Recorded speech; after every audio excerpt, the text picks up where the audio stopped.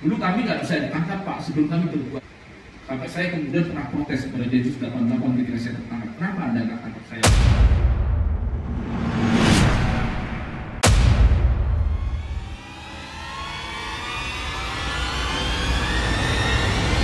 Sangat menarik tema kita kali ini.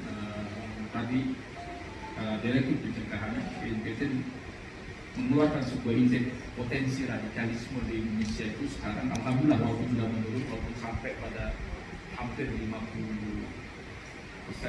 sekarang sudah turun menjadi 12, dan itu pun angkanya sudah hampir 30 juta dari 275 juta masyarakat Indonesia. Angka ini bukan angka yang rendah, cukup mengkhawatirkan menurut saya, masih mengkhawatirkan.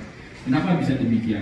Suriah, negara Suriah, itu indeks potensi radikalismenya pada waktu ketika sebelum Arab Spring itu hanya 5%. Tapi membuat negara ini sampai hari ini, ya, sudah 11 tahun perang, mereka tidak selesai sampai hari ini. Dan wilayah ini itu masih dikuasai oleh kelompok-kelompok militan, masih dikuasai oleh kelompok-kelompok yang terafiliasi dengan kelompok Tanzim Qaidatul Jihad yang kemarin amirnya terbunuh di Kabul, yaitu Syekh Ayman Al-Zawahiri, dan juga Libya sampai hari ini menjadi negara yang gagal. Setiap 1 kilo ada checkpoint, ya, setiap 1 kilo ada checkpoint, dan mereka menyesal telah menjatuhkan presidennya, yaitu Presiden Muhammad Gaddafi. Dan ternyata pemicunya hanya masalah ringan, Pak.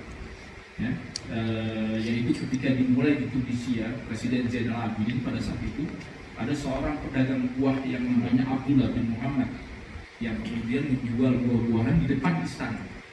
Kemudian ditangkap, lalu kemudian dia protes keesokan harinya, tidak terima dagangannya disita, kemudian dia membakar dirinya, protes di depan istana dengan membakar dirinya. Dan ini cukup menghebohkan publik di negara Tunisia, dan kemudian terjadi jatuhnya dan lengsernya Presiden Zainal Abidin.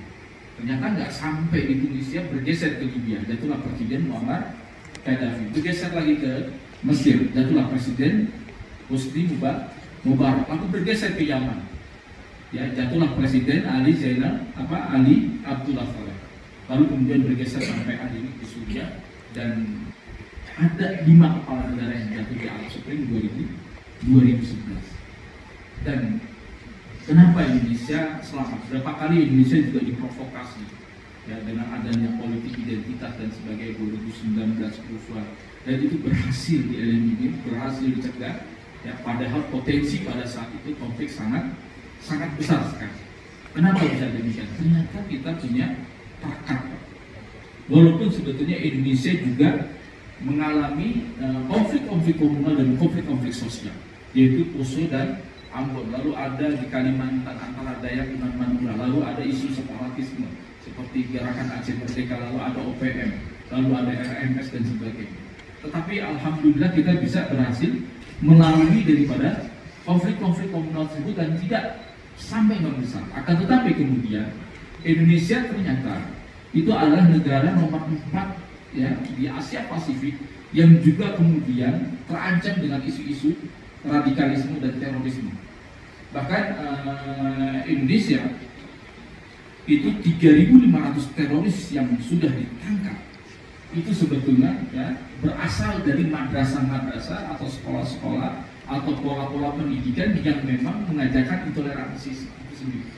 Tadi Pak Direktur Pencegahan BNPT Pak Ahmad Wahid telah menjelaskan bahwa seorang teroris itu sudah pasti intoleran radikal. Tetapi intoleran dan radikal itu belum tentu menjadi teroris. Tapi hampir semua Pak, 3.534 teroris yang ditangkap sampai hari ini selama 2 dekade sejak bom Atrium Senet, kemudian bom Kedubes Filipina, lalu kemudian bom-bom yang lain, itu sampai kemarin penyerangan JKI di Mabes Polri, lalu ada Lukman beserta istrinya yang sedang hamil 4 bulan menyerang gereja katedral di Sulawesi Selatan. Itu adalah kelompok-kelompok yang memang berasal dari kelompok-kelompok intoleran. Makanya kemudian sekarang hari ini kita sedang konsentrasi terkait, ya, kita beruntung alhamdulillah adanya perubahan Undang-Undang Nomor 5 2018, yaitu sebagai revisi Undang-Undang Nomor 15 tahun 2003 pada saat itu, sehingga bisa mencegah Densus 88 bisa menegakkan penegakan hukum sebelum orang itu berbuat. Dulu kami nggak bisa ditangkap Pak sebelum kami berbuat dulu. Sampai saya kemudian pernah protes kepada Densus 88 ketika saya tertangkap. Kenapa Anda nggak tangkap saya awal? Ya, ternyata mereka sudah mengadakan surveillance selama 1 tahun. Saya bilang kalau pada waktu itu kami ditangkap, kami nggak mungkin bisa mengambil sebanyak senjata itu. Atau mereka kami nggak bisa melakukan penangkapan kalau antum tidak melakukan aksi terlebih dahulu. Dan sekarang alhamdulillah Pak ada 1.200 ya aksi yang digagalkan oleh Densus 88 Pak. Bukannya berarti hari ini nggak ada terorisme, bukan, tapi berhasil dicegah karena undang-undang tersebut. Dan kita juga ada undang-undang ITE, ajaran-ajaran hizbi, ajaran-ajaran kebencian, penghinaan dan sebagainya, hoax sudah bisa dipidana. Ada pabriknya. Kita sibuk menangkap di hilir, tapi kita lupa ada hulunya. Ada pabriknya yang sampai sekarang kita belum bisa sentuh itu. Kadang saya sebagai mantan teroris saja gergetan. Gitu. Munculnya sekolah-sekolah, Pak.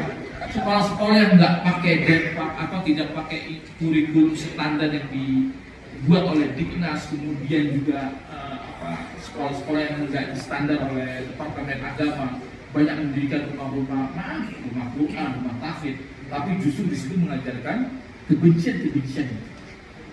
Ini sangat mengkhawatirkan Pak. Nah, makanya terus politik identitas. Ya. Ini akan sangat masih seksi untuk diangkat Pak. Gitu. Ada istilahnya kalau kata sosiologi Ibnu Rusdi pernah mengatakan idza ara'anta tahakkam bil jadal inna kulla ta'lifi qulubati bijilatin. Kalau Anda ingin menguasai orang-orang bodoh, orang-orang awam di sekitar kita, maka bungkuslah setiap kekejian, setiap kebatilan, setiap kejahatan itu dengan agama. Kenapa? Karena agama ini inspirasi. Agama ini sebuah kekuatan. Dia akan menjadi sempurna kejahatan tersebut ketika apa? Ketika menggunakan idiom-idiom agama. Hampir semua peperangan ya di dunia ini itu pasti mengadakan ada istilahnya dehumanisasi Pak. Dulu Hitler Nazi Jerman itu menggunakan bahwa bangsa Arya adalah lebih mulia daripada bangsa yang lainnya, gitu. Di kalangan peperangan dahulu juga seperti itu. Nah di Al-Quran disebutkan, gitu. Tapi kemudian ini dijadikan distorsi, dijadikan sebagai justifikasi atau legalitas, ya, syar'i secara hukum bahwa bolehnya membunuh orang di luar daripada kelompok ini. Dan masyarakat yang awam itu nggak akan semangat, tidak akan termotivasi, ya, tidak akan terdorong motivasinya, semangatnya kalau nggak menggunakan ide-ide agama. Ya, next step ke depan ini akan menggunakan isu-isu seperti itu. Tetapi saya percaya ke depan, ya, next step, ya, masyarakat kita semakin dewasa, masyarakat kita semakin pandai, ya. Dan kemudian tokoh-tokoh politik yang kemarin menggunakan politik identitas sebagai kendaraan politik itu nggak akan pernah sampai menggapai tujuannya.